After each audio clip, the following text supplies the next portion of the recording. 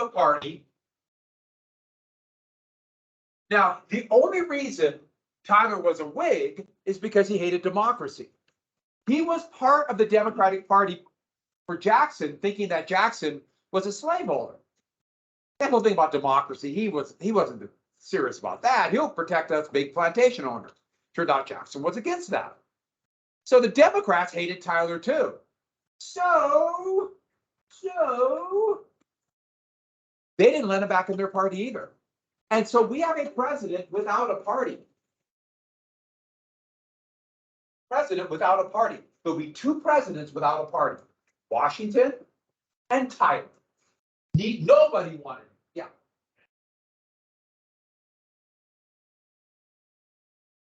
He did not want a tariff. He was a Southern plantation owner. Remember the whole thing about the tariff war and nullification? So it was all about tariff. He didn't want a tariff. He thought that might hurt the plantation system in the South. So good question. And that was why. He was a Whig because he hated the democracy. And so with that, he's on his own. He's kind of a wild card, and he's mad and resentful.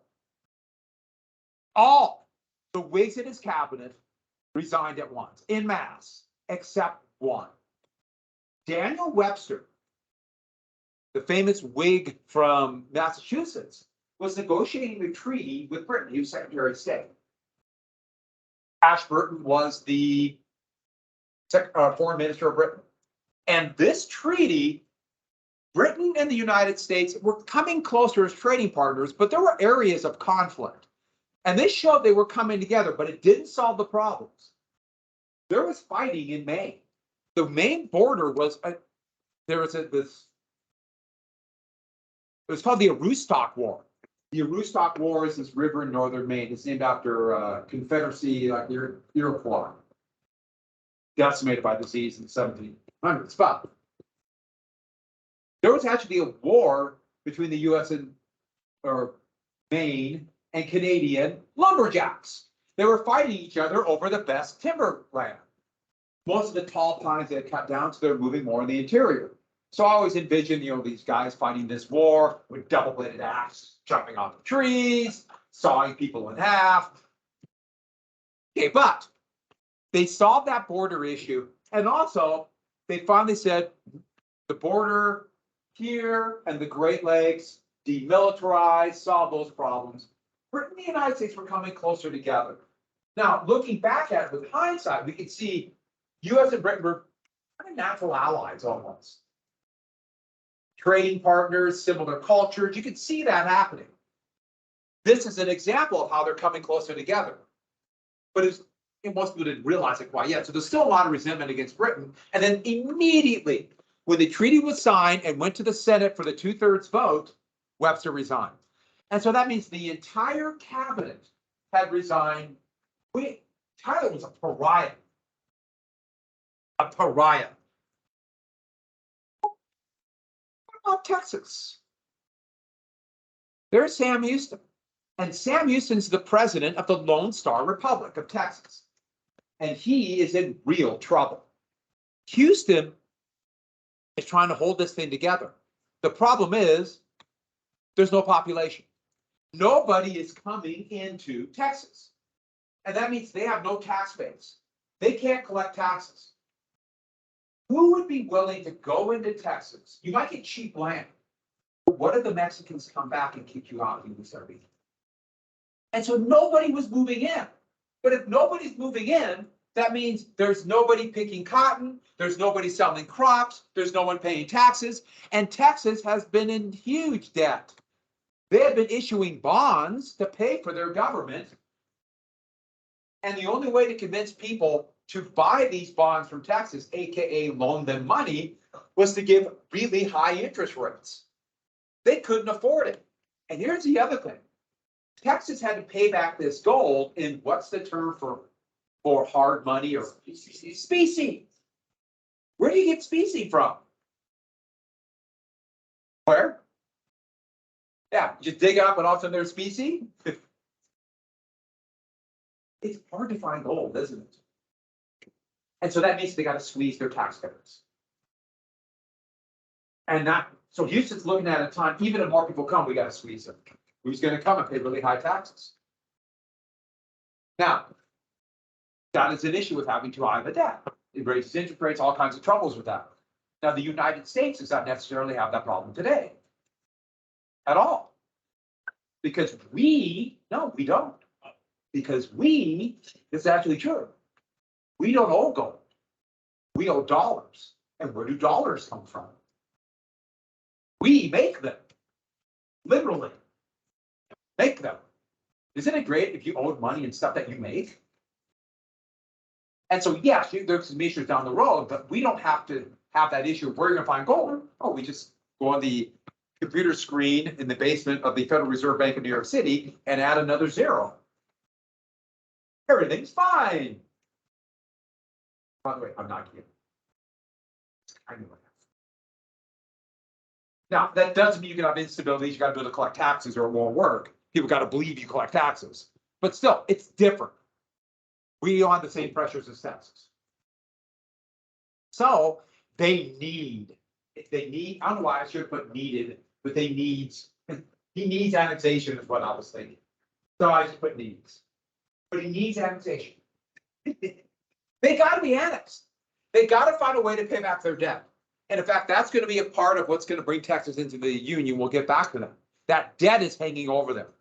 Once again, it's something that people don't think about, they think of history, they think about, battles and all, debt and money has so much to do with history. So much to do. Wars are fought over debt. And so he's got to push the US. Remember, nobody wants to touch Texas because it divides both political parties. So nobody wants to touch it. And don't get me wrong. Most people in the United States, both parties would think it'd be good to get Texas, but free or slave. And so that's Sam Houston. What up, Tyler? Tyler's mad, resentful, pouting. He wants to get everybody back. He is one angry man. Heck, he's going to live until he's in his 90s as an angry man. He still has one granddaughter that's still alive. He had his second wife. He married when he was in his 70s. Yeah. Whatever, don't think about it. Moving on. Huh? No, she was young. She was like 20. No, I mean his granddaughter was still living. She's in her 20s. Yes, she's very old. She's very old, yes. But Webster's gone. So Tyler, his only allies are Southern big plantation owners. That's it. Those are his only allies. And so he picks Abel Upshur of Virginia, plantation owner, governor of Virginia, a political ally, an intelligent man. There's Abel Upshur right there. That is a great name, isn't it? Abel Upshur. Upshur is Secretary of State now. He's thinking Upshur has his own goal. Tyler just wants to pay back everybody he thinks who's wronged him, which is basically everybody. He's an angry man. So Upshur suggests, let's push for annexation of Texas. What I mean by a wedge issue, to divide the North and the South, to split the parties up. Let's do that. If we annex Texas, that could give you the issue. That could give you an issue because it could do two really big things. It could unify the South. Southern Democrats, Southern Whigs are going to push for Texas. By the way, I'm going to have Texas as a slave or 5 slave states. German's clear on that. He's thinking slave states. And who knows, Tyler's thinking, if the South is unified on this issue, they might want me to be their president and then I can get them all.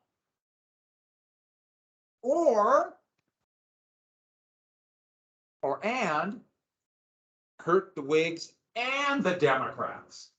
Both parties who kicked him out or don't want him. I should add, yes, he would join the Confederacy, the Civil War. And so, that's his plan.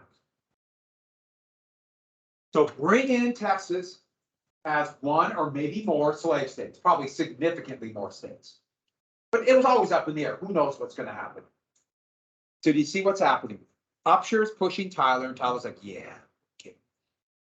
We'll make them pay. And Houston's desperate. So Houston, hearing rumblings of this, he decides, let's talk to. If I go to Britain, that will freak the United States out. And he talked about making Texas what's called a protectorate. So Texas would technically be independent, but Britain would protect them and kind of begin to control their trade and foreign policy. And this is such a big deal because this is already starting as a way Britain would get colonies.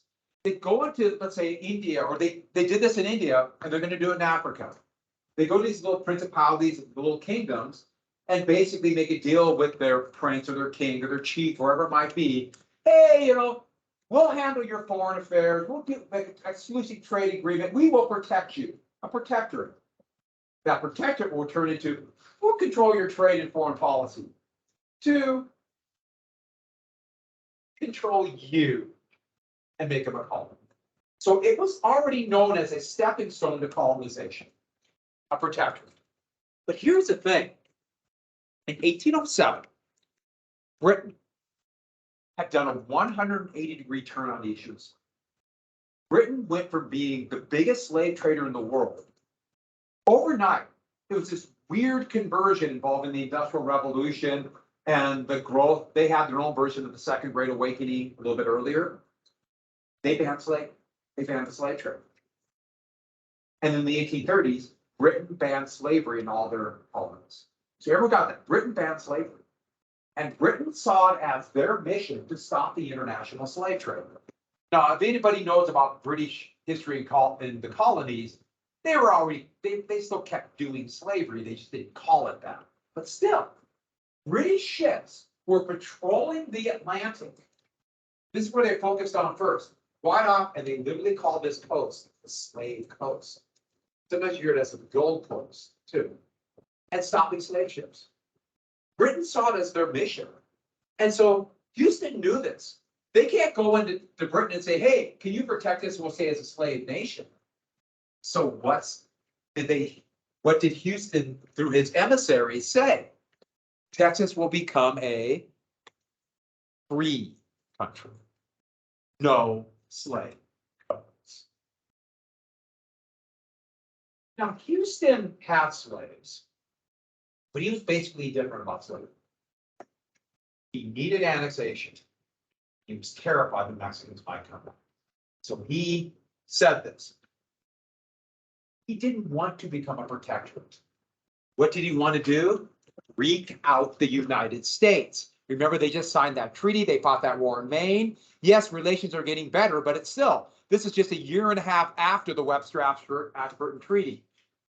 Well, Ashburton, the same foreign minister, responded with, yeah, Britain was taken totally by surprise with this rambling letter talking about, Texas is a free country. They didn't want Mexico to take them back, and implied maybe, Britain really didn't want this, but they said maybe.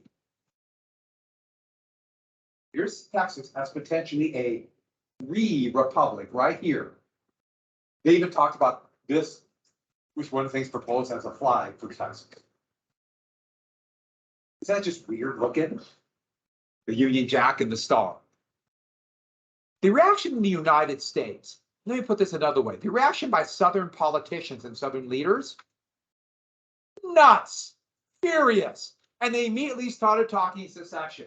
If you allow Texas to become a slave or a free state, we have to leave the Union. We'll have no choice. It's over. And look at the map. Remember 3630? 3630 stops right here because that's Mexico. 3630 only applies to Louisiana Purchase.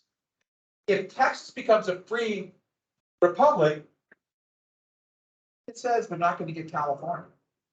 Make sense? But it's more than that.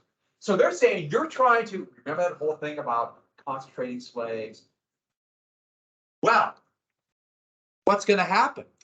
A free republic right here, protected by Britain, that would become, it's called a safety valve, a place for slaves to run away to. Remember slaves, I talk about this, the Southwest tribes have been forced out, all this area is opened up to massive cotton production. All these plantations were booming on slave labor. Look how close it is to run away. It's relatively close. It's a long ways to get up to Canada from Mississippi. Relatively close. The reason the United States annexed Florida was to cut off that safety valve. And so, Texas, but that's not all. What's going to happen now is these slaves who run away to here, now free in a new free Texas, protected by Britain, Britain who sees it as their purpose, their now international goal to cut off slavery. So what will the British do? They will arm those slaves and send them back as a, so it could be a base for a slave rebellion. They could go in, raid, free more slaves, and trigger their greatest fear.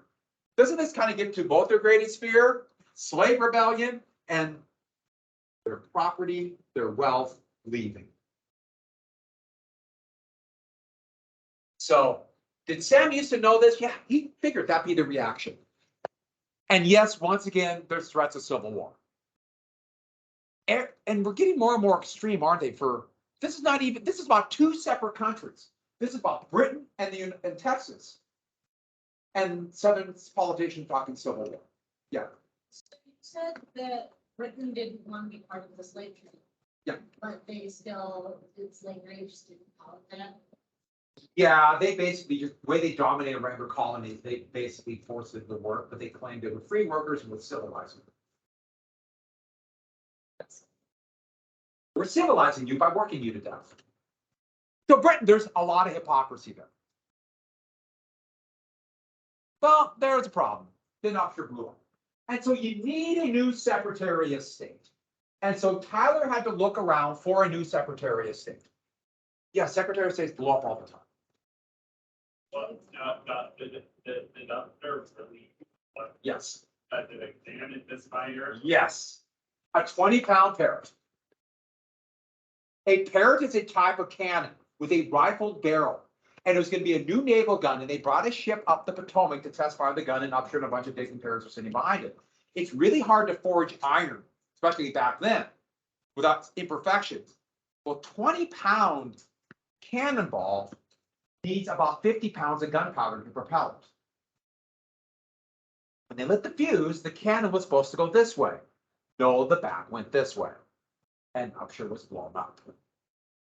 Quite a shock. Now we need a new Secretary of State. Now let's go back. Unify the South to defend the slave. Who was Upshur, do you suppose? Oh, by the way, that's the picture of it. Oh yeah, the cannon was called the Peacemaker. Who else wanted to unify the South? John C. Okay. Look at that. Calhoun. Calhoun, senator from South Carolina, now the Secretary of State.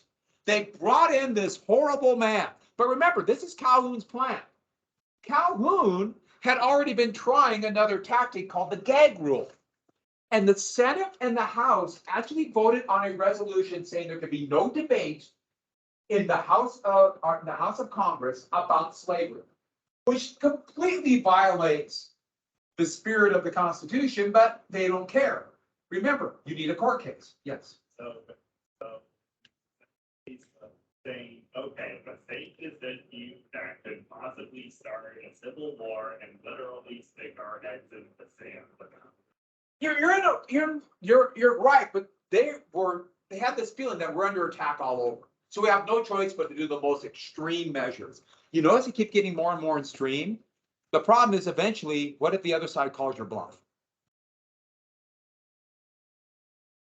And so he would write a letter to the U.S. or the British ambassador to the United States, Lord Pakenham. You might remember the name Pakenham. It was his uncle who was the general who died at New Orleans. Remember I told you about they stuffed him in a barrel of rum and brought him back? Do you remember that story? Yeah, that's Pakenham. That's his uncle. In this letter, Calhoun lays out, well, he first off talks about, Britain can't annex Texas, all this kind of stuff. But he immediately ties it to slavery, as it's not just we needed to protect the system of slavery. But then he turned it around and he said, no, slavery is a better system. And would eventually this system he would dub the positive good theory of slavery, by saying we don't want the horrible British system to come here. We want the superior system of slavery. The positive good theory of slavery. Now he's going to lay out why slavery is better. But he wrote this letter to the British ambassador to the United States, but also issued it to every friendly newspaper in the United States. This wasn't to Britain. This is for American domestic politics. Britain, and he knows Britain's really not going to do. Britain is an industrial system. More and more. You have wage earners in really overcrowded towns, working in horrible conditions in factories. Capitalism is developing there. Britain sounds an awful lot like where? He mentions Britain. He's not really talking about Britain. He's talking about the there to the south. Now, this is a little packet. I meant to hand it out yesterday. I didn't. I blame. Who do I blame? John C. Calhoun. This Calhoun is a horrible person. Yes, we do have a submarine named John C. Calhoun. Are you lying? No, I'm not lying. Why would you name a submarine? We have an aircraft carrier named after one of the biggest segregationists in Congress. So, yeah, probably John S. Stennis. No. But the point is, we have a complex history. These are also like good people too.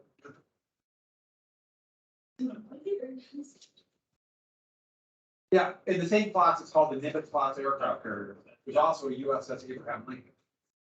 There's a. That photo of him looks like. Yeah, it kind of does. All right. So this is a packet. There's a bunch of stuff on the Civil War we'll do, for a little while, for the next few weeks. But do you see the defense of slavery as a benefit of society? That is an excerpt from the Pakenham letter. I'll give you a bunch of extras. Okay.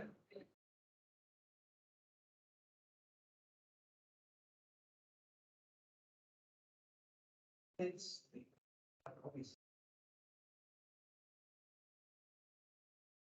everyone check, make sure you have a map at the end. Your map, okay, good.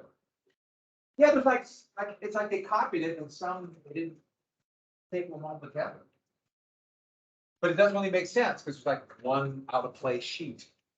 All right. I want you to read this for tomorrow. It's not very long. Don't stop at the positive good here. So it's just what, 5 paragraphs? And as you read it, he had a very specific purpose. He is trying to defend slavery.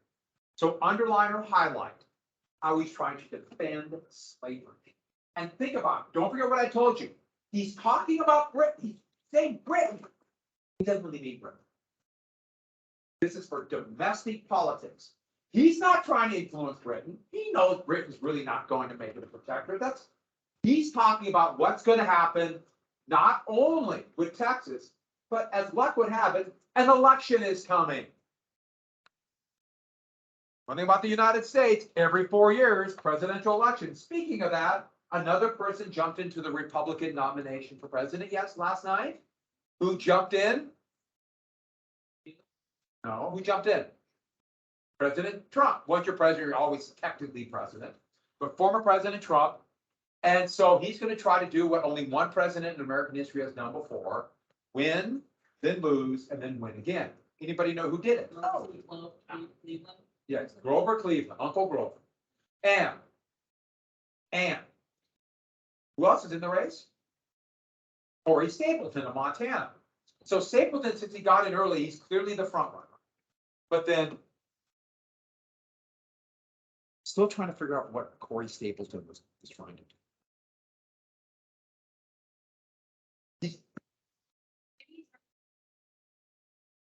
Yes.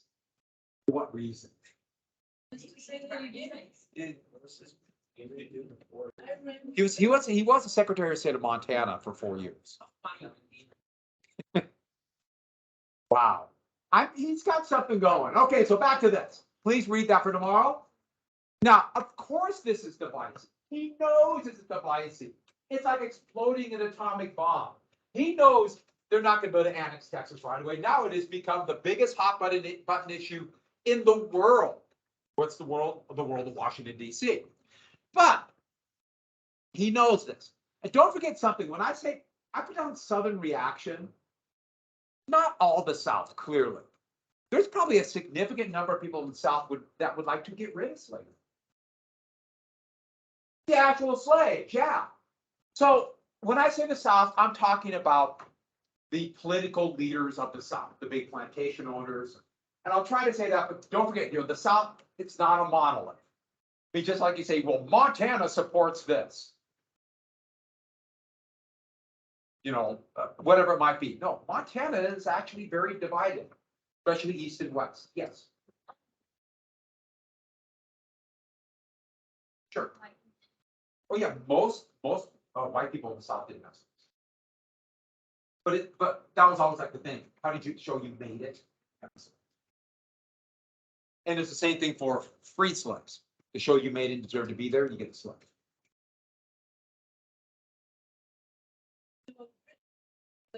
Slavery, yeah. Yes. Yes. But they didn't make any effort to stop slaves from trading slaves. No, they patrolled the slave coast and stopped slave ships. So yeah, I mean they couldn't. They're not going to invade Like, a they're country. they're not gonna. Brazil and stuff. Yeah, but they're stopping on the high seas. They're stopping slave ships. That's a pretty big step. Yeah. Like, people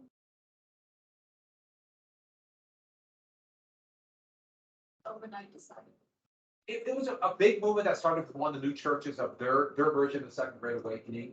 The Methodist faith just swept through Britain, and they were very opposed to slavery. Combined with the Industrial Revolution and the wage system. I'll save this, but to ask the question, I'll tell you right now, slaves don't work very well in factories. I'm just saying, I'm not even talking anything about the morality of slavery. I mean, just having slaves work in factories doesn't work well. Yes. What's the big burden? I don't slaves for his lower because that their rate pays to be a clean network and therefore don't work very well with operating network. No, good. They operate the cotton gin on the plantations. So here's the reason why. Think about it, how complicated like a textile mill. That's good, yeah, but actually they'd be taught, don't even think about that, just as slaves. Yes. Wasn't majority like the machines in the north and the majority of the slaves were in the south? But we're talking slaves in factories. Don't even think about sections. Slaves in factories. So, yeah. Not oversight. Yeah. And how do slaves fight back? They break stuff. Slaves break stuff. Think about how many things are break in a factory compared to on a farm. Slaves fight back by sabotage. So they're risking their life. Running away is really hard to do. Break stuff. It's a way to fight back. Not some German slaves. Exactly. That's why all their German equipment is so unreliable. The slaves risk their life, slave laborers, to fight back, because they'd be lined up and shot. Yeah, that was decisive for the Allied war effort with sabotage. So that's the big reason why. So we have an election, 1844, and here's the thing: this is one of the most important elections in history. I know it's one day people talk 1860 or whatever, 1896, 1932. No, we'll see. But 1844, why was this so big? Oh, who's going to be able to vote in 2024? A few, yeah. Regardless of who you vote for, it is pretty cool that get old. It is, it's pretty cool that first time you vote. I remember voting for Taft in 19, or did I vote for Bryan? I can't remember. It's 1908. It was so long ago, I can't remember, but it was a big deal. So what kind of country will we be? Here's what it means. What system? This new kind of capitalistic industrial free labor system, or plantation-based slavery, which by definition is going to be pretty static because slave owners are going to control everything when they keep that system. What system? What kind of country will we be? And when I mean West, the federal government, any land the United States gets, here, the federal government makes the laws at first. That's why it's so important. The federal government decides if they say they get California territory, to be slave codes around. They decide. Now, once they're states, especially before the Civil War, the states decide that's kind of a done deal. So that is the issue. Martin Van Buren went to the Democratic Convention in Philadelphia, the big new convention hall there. It's been torn down, but I love the older architecture of that era. They just much more artistic than the relatively bland buildings they make today. But Martin Van Buren, he wanted to be the nominee again, but Southern Democrats didn't trust him. Do you know what the Trojan horse was? The siege of Troy. The Greeks left saying, "You won, but we left you this horse." What was hiding in the horse? Soldiers are open the gates. They thought Martin Van Buren was actually opposed to this threat of slavery. They thought he was. It's called free soil. Free soil means no slavery in the territories. So against the expansion of slavery. They thought he was a free soil. I should add, Abraham Lincoln was not an abolitionist. He was not trying to get rid of slavery when he was elected president at all. He was a free soil against the expansion of slavery into the territory. But we've talked about what a big deal that was already. So it required 2/3 of the delegates to pick him. He got over 50%, but not 2/3. Because Southerners were fearful he might be free soil. Now, Van Buren never said he was free soil, but it's always kind of a gray area.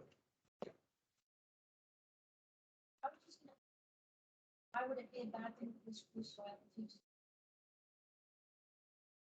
Northern Democrats were leaning more towards free soil. Southern Democrats were against slavery. Yeah, they're really divided. I should add, he was a free soil. In 1848, he would run under a third party called the Free Soil Party. And that would be one of the parties that would start the Republican Party. So with that, vote after vote, each time he lost votes, they went all night. Finally, they needed somebody. And the term is a dark horse. What's a dark horse? Okay, yeah.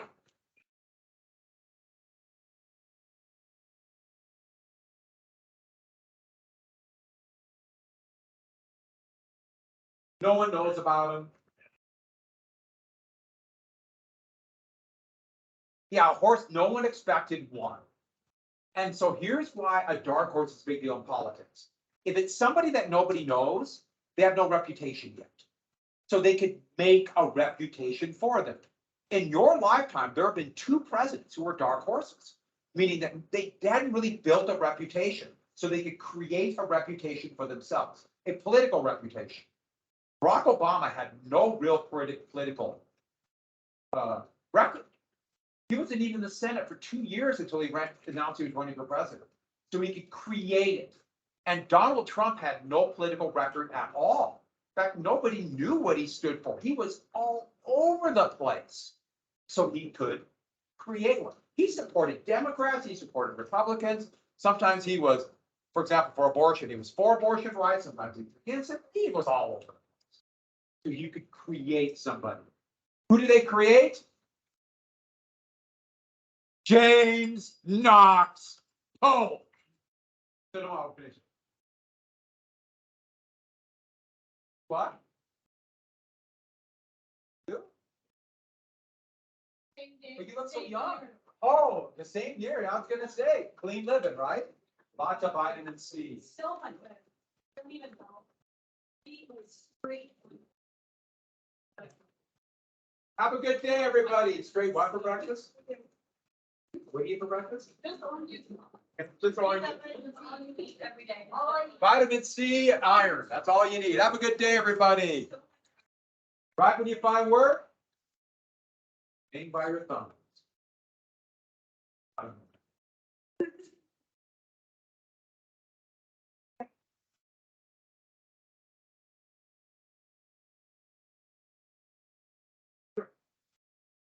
We'll be here. Thanks. That is great. See ya tomorrow. You too.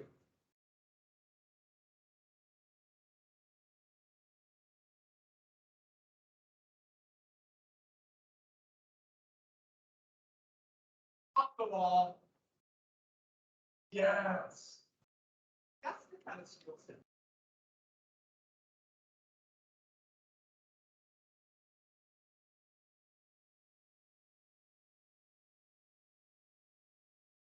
Oh, God. You can have that.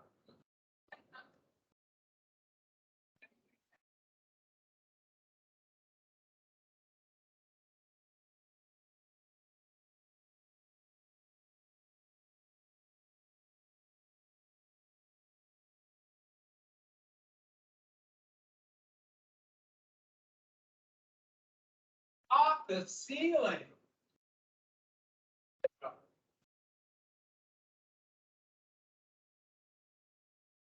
Yes. Yes.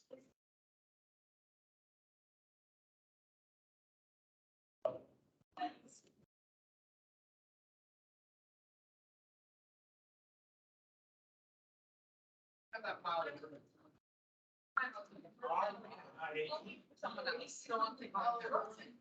I saved that for you. Oh. That. Not the other one. Okay, you ready? Well, done. Oh, no. You missed Thursday. Almost stepped in that pile of dirt. Ready? Yes. People learn in this earth. I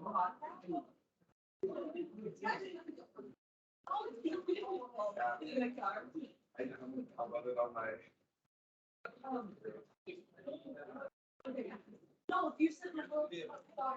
Oh, yes, I'm thinking.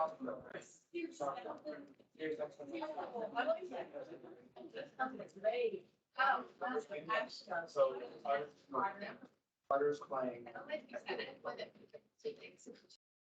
It's a heavyweight. Yeah, you know. Butter. Powerhouse. It's like. I ran.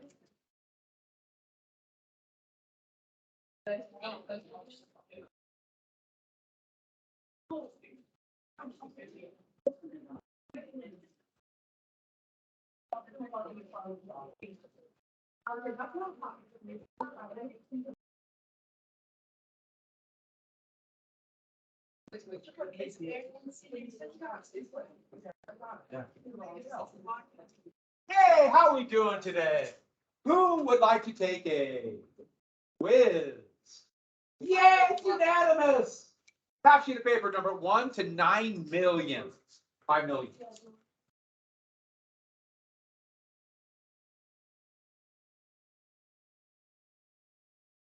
Any questions on it? I keep getting more power down. People keep sending me. What am I going to do with all of these? I like to sell them. It's always, yeah. Yes.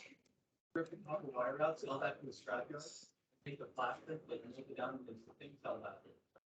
Wow, that seems like a very easy what they did, but not. Or just put it over there and ignore it. Yeah, either one of the two. We should go on a copper hunting expedition. You gotta find wherever there's a silver mine, there's copper. It just, that's the way it is.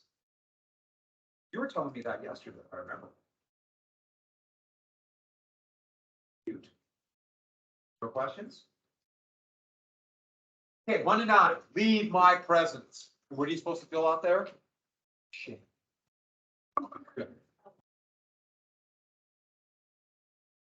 Are we still waiting for the paper or? We have to the Terberg. I tried to carry these difficult. All right, here we go. As soon as they will get the last one, we got 5 minutes. There's a time limit. And I will count out the seconds as you do it to help you out with this because I'm nice. And ring the bell for each second. Well, I turned the light off because once the sun starts reflecting off the snow, keep the light on. Back up the switch. We spoke for everybody. I appreciate that.